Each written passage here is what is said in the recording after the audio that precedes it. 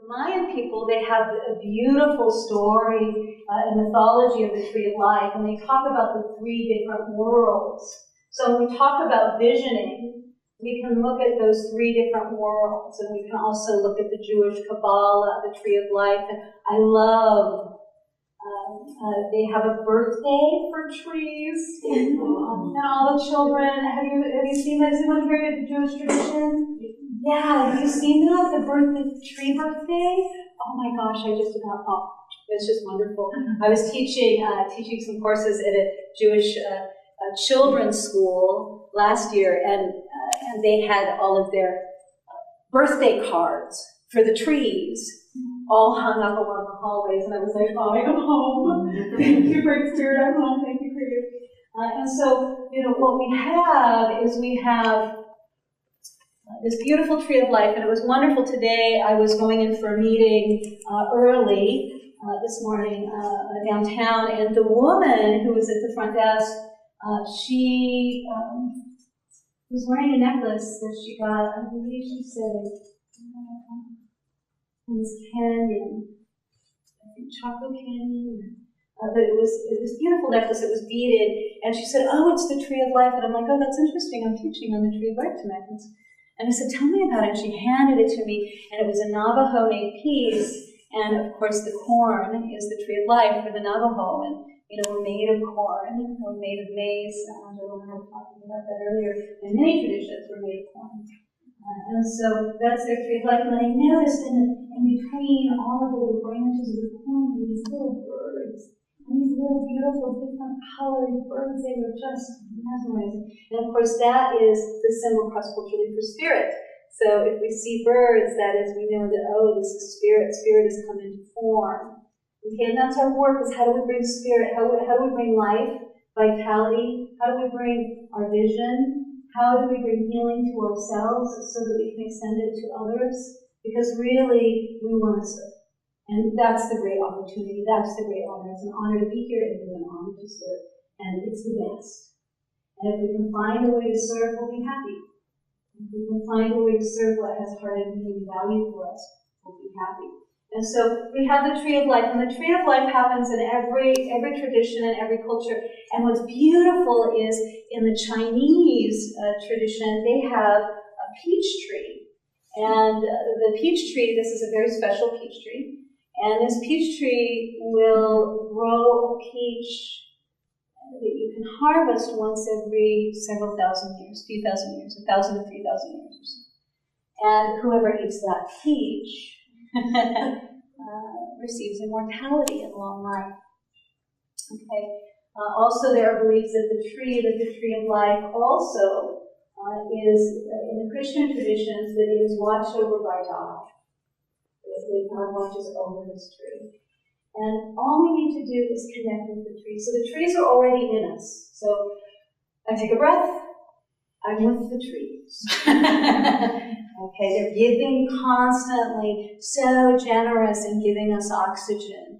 And, there's a lot of research about trees and how much oxygen they actually can give. And a lot of it is dependent on their age and their size and all of these things. But a tree, they would say an acre of trees that are healthy and happy would give oxygen to 18 people. Okay.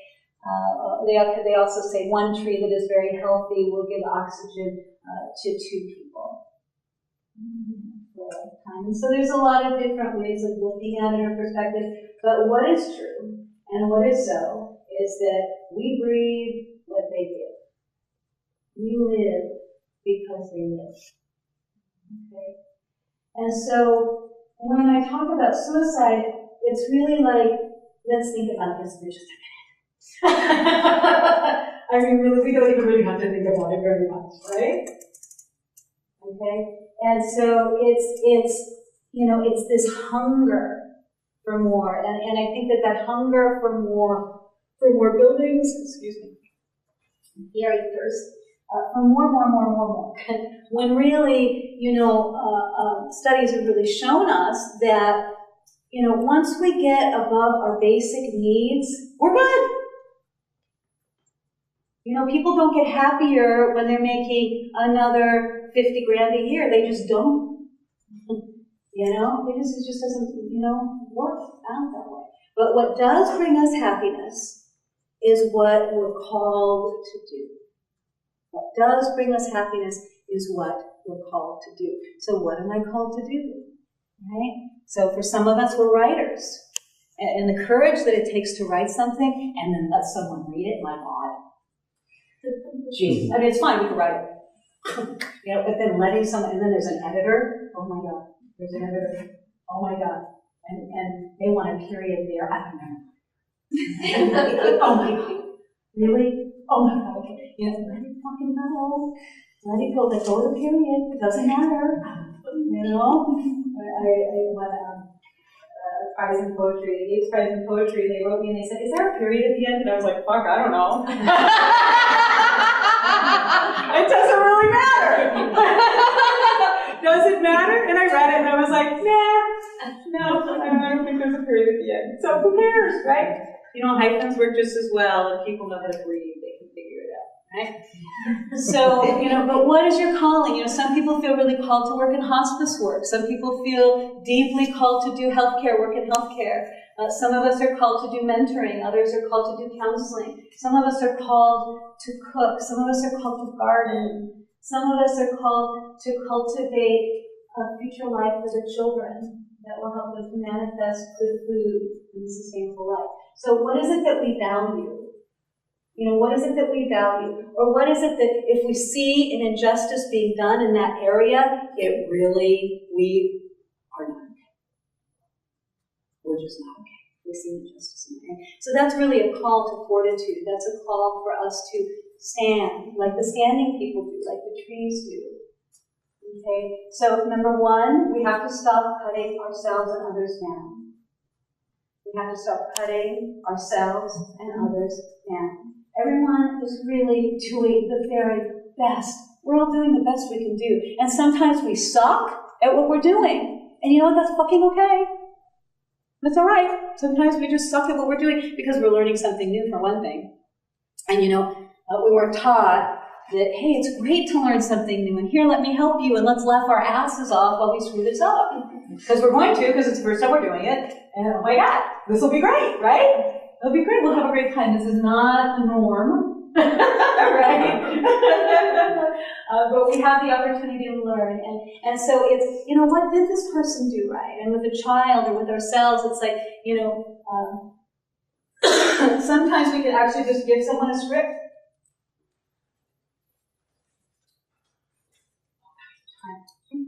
I feel so much and an experience for us to have together also. The healing experience around our visionary work.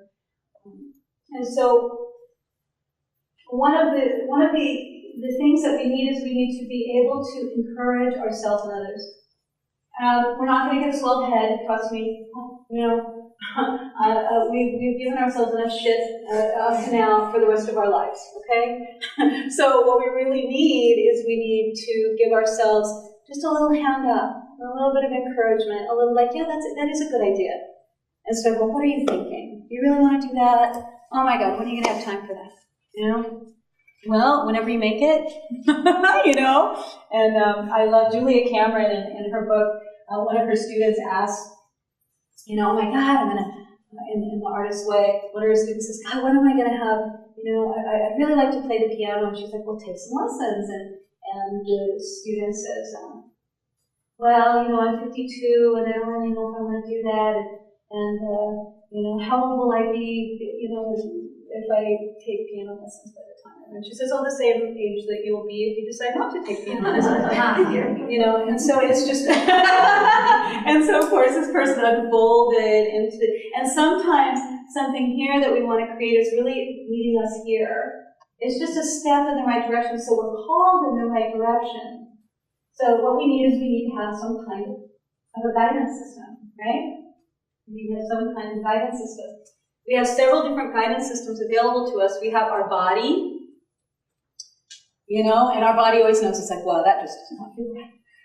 that does not feel right. And then we're like, oh, well, you know, the real issue happens when we don't listen to that voice that is like, yo, if you do not cease and desist right now, things are not going to be pretty, okay? And we're like, well, I just want to see what it's like for things to not be pretty for a minute. And we're like, why did I do that? Oh my God, what was I thinking? And you know, our body and our, you know, inner voices say, I'm not going to say I told you so. However,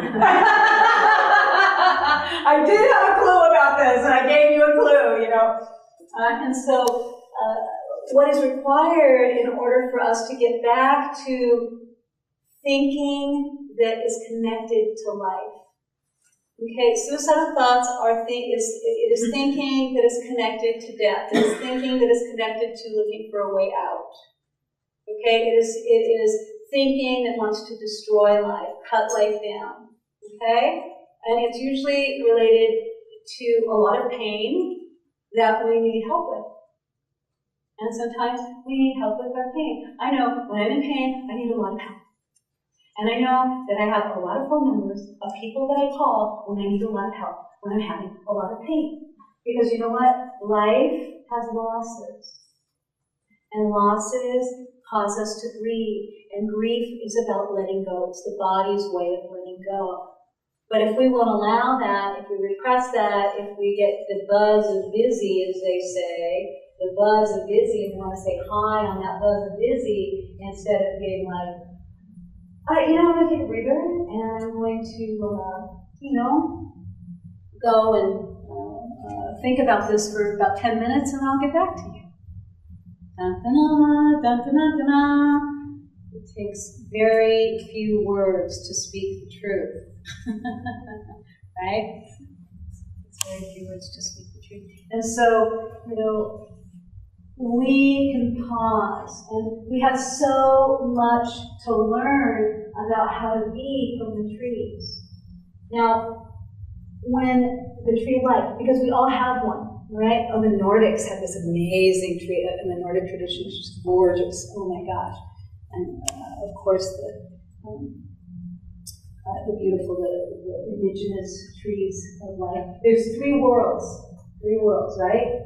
So the upper world, the middle world, and the lower world. So if you look at the Mayan tree of life, there's the physical, which is the earth plane, and then we have, you know, which is underneath the earth, which is animals. It's our animism and our, you know, how we're animated and our wildness. And then we have in this middle world. In this middle world, this is where we come. So we come to learn, and this is where we come to, you know, learn about life and about love. And we're supposed to learn from suffering. We're not supposed to keep on suffering for low. Like, go to cease and desist. I'm willing to stop the suffering.